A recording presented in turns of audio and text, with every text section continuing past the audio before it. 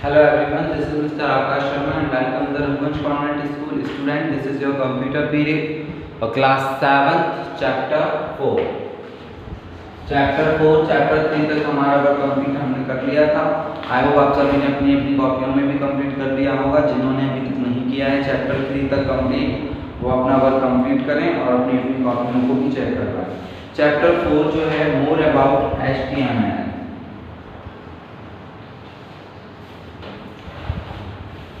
More about HTML। Last chapter में HTML के बारे में ही बताया गया था, तो वही चैप्टर को क्योंकि उसके 2 पार्ट्स बना दिए, चैप्टर 3 और चैप्टर 4, क्योंकि वो एक पार्ट काफ़ी लेंथी हो जाता है, इसलिए 2 पार्ट्स में इसको बनाया गया है। चैप्टर 4 में HTML के बारे में और भी जो आगे के फीचर्स हैं उसको बारे में जानने को मिलेगा। सबसे पहले आप देखते हैं main topics of the chapter. तो रिकॉल HTML, लिस्ट इन HTML, क्रिएटिंग लिस्ट जो होती है, क्रिएटिंग ऑर्डर्स जो होते हैं लिस्ट के बारे में, image insertions in web page with element, adding tables in the web page, hyperlinks, defining colour of the hyperlinks, इन सब के बारे में हमको इस चैप्टर में जानने को मिलेगा। सबसे पहला टॉपिक आता है recall HTML। Recall HTML in the previous class you have learned that hypertext markup language यानी कि HTML का फुल फॉर्म होता है hypertext markup language। HTML is a layout specification script in which tags and their attributes are used to make up how the various elements like text, picture, tables, audio, video, etc. will be displayed by the web browser.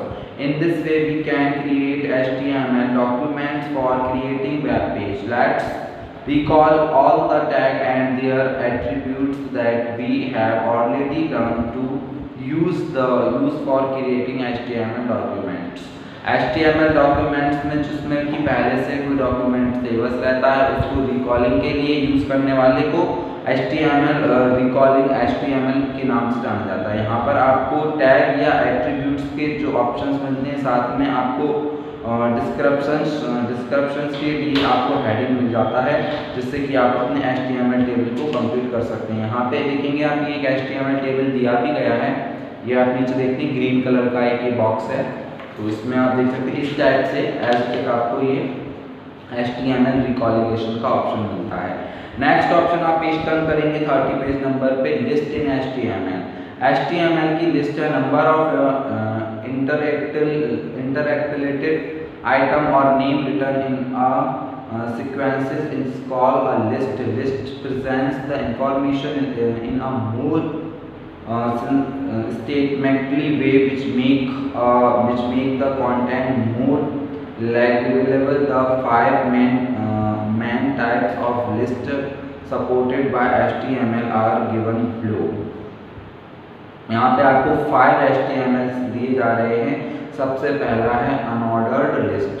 Unordered list में क्या होता है? The unordered list is used when the items are not be displayed in any particular order. The list begin and end with UL and UL dash tag respectively।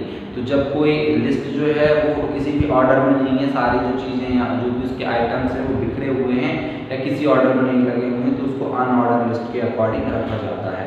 फिर है menu list. Menu list allow you to create a list in which each element is a word or a para that fits in a single line. It appears in more compact way than the other list. This tag is mostly used for linking with other documents or images। का use mostly किस चीज़ में किया जाता है? Other links के साथ में documents को अटैच करने में। सपोज दैट आपके पास में कोई एक इमेज है, कोई एक पिक्चर है या कोई एक डॉक्यूमेंट है। अब एक डॉक्यूमेंट आपके पास में और कोई सपोज दूसरा उससे बिल्कुल अलग डॉक्यूमेंट है, दोनों का कोई कनेक्शन है, लेकिन हमको कोई PDF या कोई एक पिक्चर बनानी है जिसमें कि दोनों एक साथ में हो, तो उसके अटैचमेंट के लिए मेन्यू लिस्ट का आप यूज़ कर सकते हैं। Directory list. Directory list can be create bye dir container tag. This is normally used for list for file name or some bills। ये आपके फाइल के नेम के लिए यूज हो जाता है डायरेक्टरी लिस्ट, यानी कि जो फाइल आपकी क्रिएट हुई है अपना नेम्ड करने के लिए। अब है definitions list. Definitions list is an indented list or item, and definitions integrations in a definitions list not have any bold or number in front of them that are used for creating defining list are given below. यहाँ पे आपको DL tag creating a defining list, defining a defines a definition term used to give the descriptions of definitions of the term mentioned with the DT tag, DL DT term 1, DD definition DT term 2, DD definition DL के साथ में आप इसको open कर सकते हैं। और इसका मोस्टली यूज आपको इन चीज़ों में करना है इसके डिफाइनिजेशन के लिए, यानी किसी चीज़ को डिफाइन करना, उसके बारे में बताना। ठीक है, तो ये हमारे अनऑर्डर लिस्ट के अकॉर्डिंग ये हमारे 1 2 3 4 टैग्स हो गए। अब इसका एक लास्ट ऑप्शन बचता है ऑर्डर लिस्ट। तो इसमें हमारे जो 5 फीचर्स हमको मिलते हैं वो कंप्लीट हो जाएंगे। ऑर्डर लिस्ट क्या होती है? जैसे इन ऑर्डर लिस्ट होती है कि उसमें कोई भी जो इमेज डॉक्यूमेंट या जो भी आइटम्स हैं वो किसी भी रो किसी भी कॉलम में हो सकते हैं, तो उसको इन ऑर्डर रो बोला जाता है या इन ऑर्डर लिस्ट बोला जाता है। ऑर्डर लिस्ट यानी कि जिसमें कि सारे चीज़ें सिस्टमेटिक जम होना। सपोज है स्कूल में स्टूडेंट्स हैं, तो सारे स्टूडेंट जब खेल रहे हैं तो कोई किसी क्लास का है पता नहीं चलने वाला, लेकिन जब भी वो सारे स्टूडेंट्स अपनी अपनी क्लासेस में बैठे हैं तो क्लास के नेम से सारे स्टूडेंट्स की पहचान हो सकती है, यानी कि एक ऑर्डर में वो लोग रहे हैं। एक ऑर्डर यानी कि सपोज ये 6th क्लास है तो इसमें जितने भी स्टूडेंट्स हैं सभी बैठे हुए 6th क्लास के होंगे। नेक्स्ट क्लास 7th क्लास है तो उसमें बैठे हुए जितने भी स्टूडेंट हैं वो 7th क्लास के होंगे। लेकिन अगर यही सारे स्टूडेंट प्लेग्राउंड में खेल रहे हैं तो किसी भी स्टूडेंट को डिफाइन करना मुश्किल है कि कौन किस क्लास का है।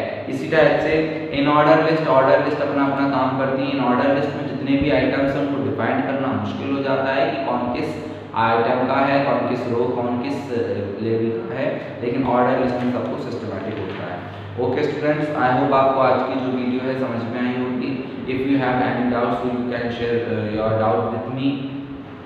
I will try to clear your doubts. Okay students, thank you for watching. Stay home and stay safe.